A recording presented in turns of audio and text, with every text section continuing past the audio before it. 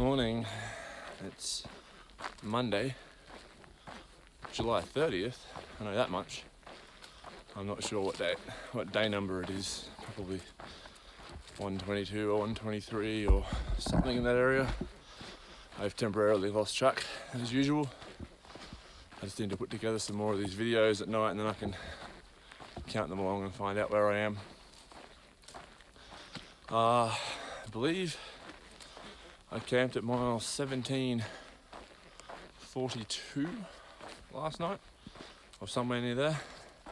Made it about a 26 mile day yesterday, which is actually my biggest day out of town. I didn't mean to, I just actually walked quite slowly, yawning most of the day, because I'm tired, see? I even slept in this morning, didn't start hiking until 6. I think I'd say it's starting to get lighter later. Like the sun is coming up later each day, which I know to be correct. But I think that's starting to have a noticeable difference in the mornings, or it could just be the amount of smoke in the air. Yesterday it was a little bit noticeable while hiking. I found I had quite a dry mouth a lot of the day. Which I'm going to attribute to the smoke more than anything else. Just a day of, but mostly a day of moderate water carries really. I mean, they're not the biggest water carries, but they're not short either. I think I had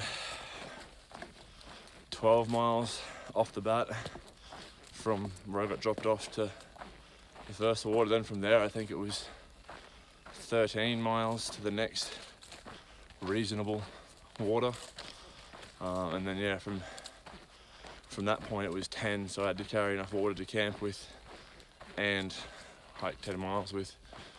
So they're not short carries, especially not while your food bag's heavy. It's definitely noticeable, but fortunately I was warned that Oregon was going to be lots of big water carries again, like being back in the southern Californian desert. So what can you do? There are sometimes water sources between those longer points, but they're pretty horrible. You don't really want to filter them because you'll just clog your filter up. So while they'd get you out of trouble if you were desperate, I tried to try and just suck it up, carry more weight, and wait till there's good sources. Nothing much else to report so far. The trail is still not flat, despite what everyone says about Oregon being flat. I would say it's still not flat. And it's still quite overgrown, or more overgrown than I would like it to be. But again, them's the breaks. That's what it is, and that's what you gotta deal with. I can't help but spend a lot of time thinking about Canada now, just getting there. Watching my little arrow work its way up the countryside on this little red line on my phone. As far as resupply for this section goes, I decided to send a package from Ashland to Crater Lake, or Mazama Village Store there. And from there, that's just 3 days worth of food to get me to a place called Shelter Cove, where I have another package with another 3 days of food. And then from Shelter Cove, it's 3 days to Sister Town of Sisters, where I'll just go into the town, resupply, shower, do all the town chore kind of stuff. Then I think it's 4 days to Timberline, where I sent a package with just 2 days worth of food to get me to Cascade Locks, which is Bridge of the Gods and end of Oregon. So it's a pretty short state. What was that? 4, 7, 10, 14, 16 days. If I go as per my very rough plan. Things can change. I'm not going to worry too much about it, but we'll see how it works out. that's about the only stuff I have of even moderate interest to report. So I'll keep going back to hiking and see if anything interesting happens today.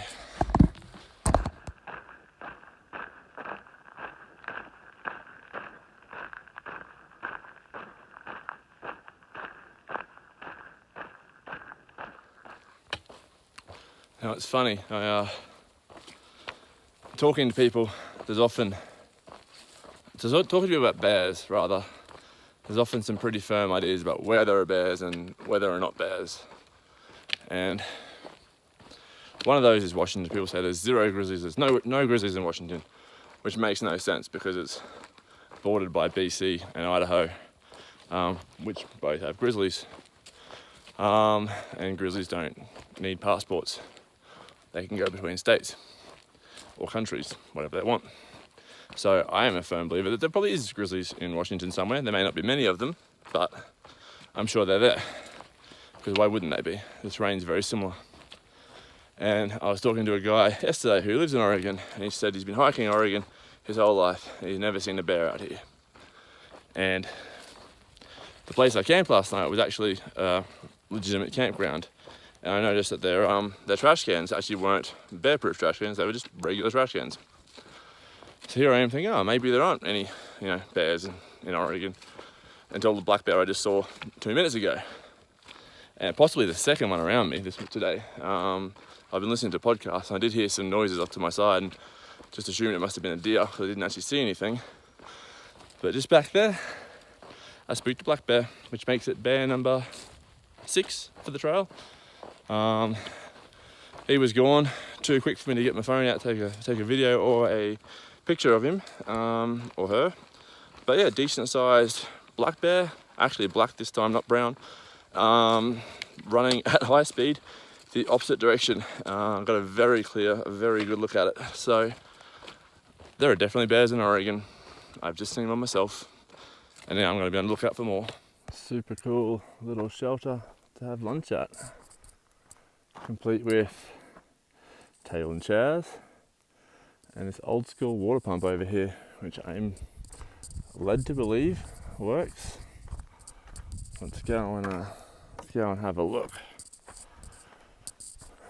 The ground is certainly wet, so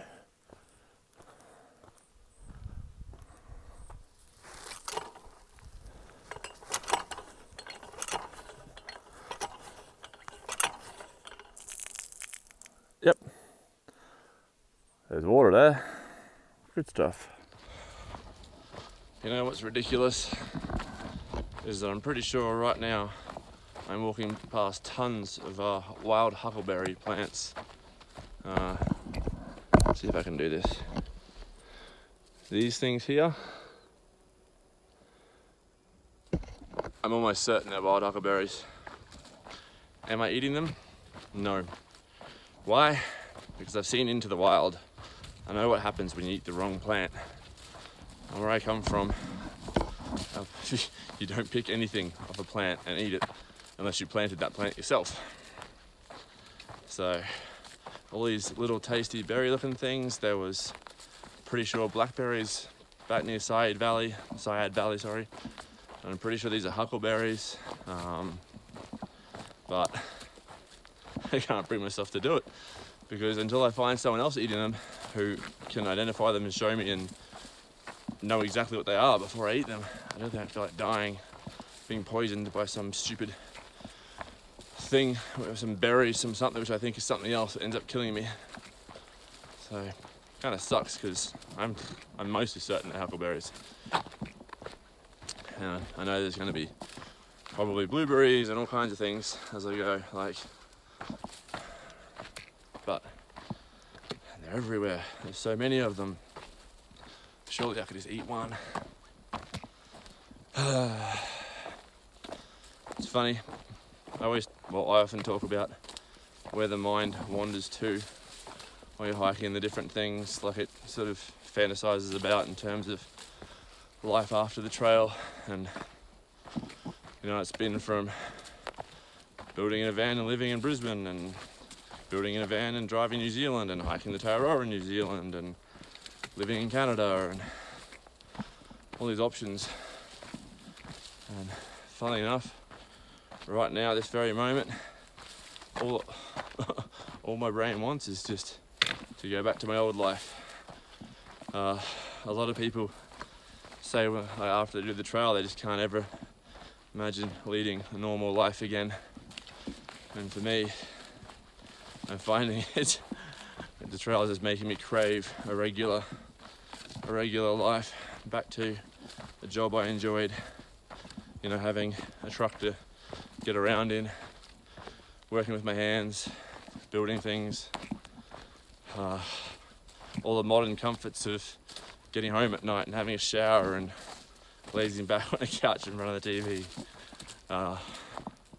Everything about normal modern life right now is very appealing. Everything I was trying to get away from, and everything about being out here at the moment is quite unappealing. It's hot, dirty, sweaty, itchy. Got some wicked chafe going on in a very personal area. It's a new one. It's just yesterday and today. Nothing serious, but you know, feet hurt. It's getting a little tiresome. But however, I also know I am tired, and that's mostly why I'm feeling this way. I was tired yesterday.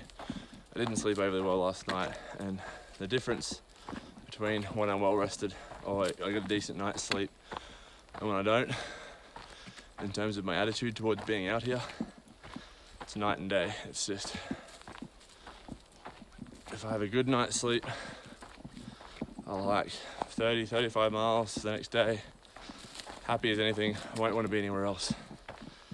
But if I haven't had a good night's sleep, if I'm tired, if I'm just yawning, and then it's very hard to continue putting one foot in front of the other all day. But then there's nothing else to do. If you pull up early, I end up sitting there and beating myself up for being lazy and not doing more.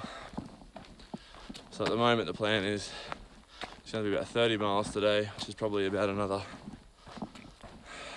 6 or 7 from where I am now. 6 hopefully, maybe less. And tomorrow will be about 26, which will land me at the last water source before an 18-mile dry stretch. So I'll camp there and then do that 18-mile dry stretch into Mazama village. Should be there by about lunchtime, and then I can pick up my resupply package and I guess head on out, or maybe take the afternoon if it's a nice, I don't know, I have no idea what's there. If it's a nice place, maybe take the afternoon off. It's at Crater Lake, so maybe it's nice. I got no idea. Don't even know what it is. Don't even know how to get there. I'll figure that out, I guess, tomorrow and the day after.